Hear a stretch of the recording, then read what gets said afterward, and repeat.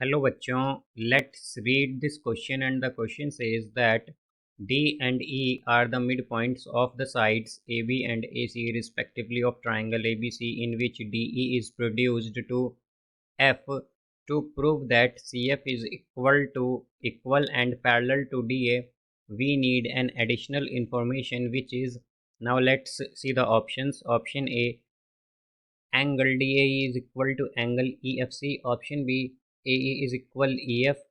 Option C, DE is equal EF. And option D, angle ADE is equal to angle EFC. तो आइए अब इस question को यहाँ पर हम सॉल्व कर लेते हैं। इस क्वेश्चन में हमसे कहा गया है कि D और E जो है ये मिड पॉइंट्स हैं साइड AB और AC के ट्राइंगल ABC में, जहाँ पर कि DE को प्रोड्यूस किया गया है F तक। तो हमें यहाँ पर प्रूव करना, अगर हमें ये प्रूव करना हो कि CF इक्वल और पैरेलल है DA के, तो हमें क्या एडिशनल इन्फॉर्मेशन चाहिए यहाँ पर, ये हमें बताना है।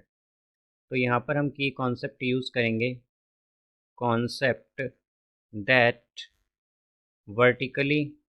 तो हमारे पास जो वर्टिकली अपोजिट एंगल्स होते हैं, अपोजिट एंगल्स वो इक्वल होते हैं, आर इक्वल। तो यहाँ पर हम अगर देखें तो हमसे क्या कहा गया है कि हमारे पास एक ट्रायंगल है ABC। ये इस तरह से हमारे पास, लेट्स सपोज कि एक ट्रायंगल लिया है हमने, इसे हम मान लेंगे A, ये है B और ये है C।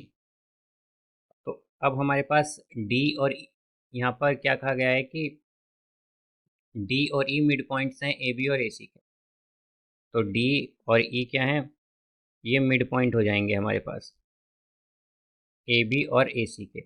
और अगर हम DE को प्रोड्यूस करें F तक, इस तरह से DE को अगर हम प्रोड्यूस करें F तक, तो यहाँ पर हमारे पास, अब अगर हम F को C से ज्वाइन कर दें इस तरह से, तो हमें बताना है कि अगर CF इक्वल और पैरेलल हो DA के, तो उसके लिए क्या एडिशनल इन्फॉर्मेशन चाहिए हमें। तो हम क्या करेंगे, यहाँ पर हम सपोज कर लेते हैं कि suppose that DE is equal DF, EF actually, कि DE इज इक्वल EF है, ये हमने सपोज कर लिया है। तो अगर हम इस कंडीशन को लगा कर देखेंगे कि अगर इस कंडीशन से हमारे पास ये जो हमें एक क्वेश्चन गिवन है कि CF equal and parallel to DA, अगर ये प्रूव हो जाता है, तो हम क्या कहेंगे कि यहाँ पर यही कंडीशन रिक्वायर्ड होगी, वरना हम अदर कंडीशंस चेक करेंगे। तो यहाँ से अगर हम देखें तो हमारे पास क्या होगा कि अगर हम ट्राइंगल कंसिडर करें, ट्राइंगल DADE, और ले हम दूसरा ट्राइंगल यहाँ पर, ट्राइंगल CFE। तो अगर हम ये दो ट्राइंगल लेते हैं तो हमारे पास क्या होगा इनमें कि AE जो है वो इक्वल है CE के। AE यहाँ पर इक्वल होगी CE के, अगर हम इस डायग्राम में देखें तो, बिकॉज E क्या है, E मिड पॉइंट है। E क्या है, E is a mid point, mid point of AC, वो AC का मिड पॉइंट है। तो इसलिए हमारे पास AE इक्वल होगी EF के, या हम कहें एक्चुअली CE के। AE किसके इक्वल होगी, CE के। अब हम यहाँ पर, जैसे कि हमने सपोज किया था कि DE किसके इक्वल है, EF के, ये हमने क्या किया है, सपोज किया है, इसमें ये हमने लेट कर लिया है, ये सपोज कर लिया है। देन एंगल AED जो है वो इक्वल होगा एंगल FEC के। बिकॉज अगर हम इस डायग्राम में देखें तो ये कैसे एंगल्स हैं, वर्टिकली अपोजिट एंगल्स हैं, और हम जानते हैं वर्टिकली अपोजिट एंगल्स क्या होते हैं, वो इक्वल होते हैं, वर्टिकली अपोजिट एंगल्स, तो ये इक्वल होंगे।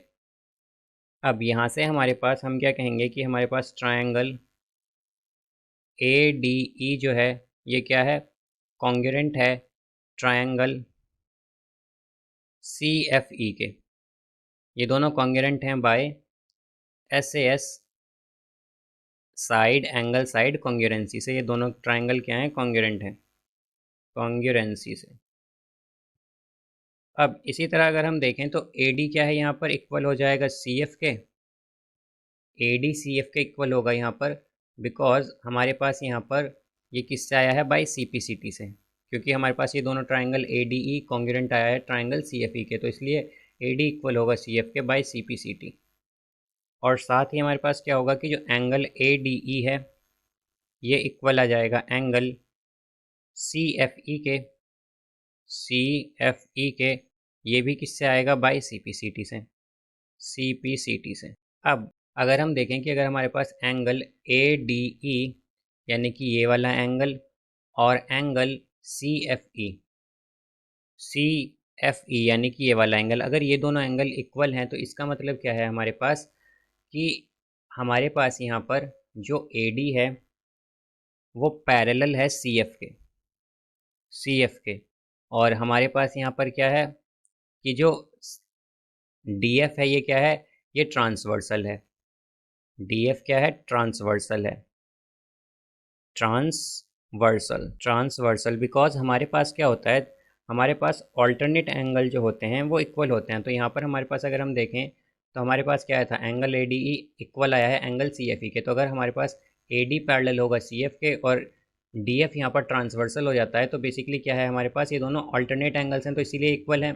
तो हम क्या कहेंगे कि यहाँ पर DF भी क्या है, हमारे पास पैरेलल है CF, AD क्या है, पैरेलल है CF के। अब यहाँ से अगर हम देखें तो हमारे पास क्या आ गया, AD इक्वल पैरेलल आ गया है CF के। तो हमें यही प्रूव करना था यहाँ पर कि AD यहाँ पर CF क्या आना चाहिए, पैरेलल आना चाहिए DA या AD के, और इक्वल भी होना चाहिए DA के CF जो है। तो हम देख सकते हैं कि AD जो है वो इक्वल भी आया है CF के और AD जो है वो पैरेलल भी आया है CF के। तो हम क्या कह सकते हैं कि हमारे पास क्या कंडीशन या एडिशनल इन्फॉर्मेशन रिक्वायर्ड है, वो है DE is equal to CF को जब हमने यहाँ पर लेट किया या सपोज किया तो हमारे पास यहाँ पर क्या हो गया, AD पैरेलल भी आई CE के और AD इक्वल भी आई CF के। तो हमें एडिशनल इन्फॉर्मेशन क्या चाहिए, that DE is equal to EF। तो इसका करेक्ट आंसर हो जाएगा यहाँ पर option C। So I hope you understood it well. Best of luck. Thank you.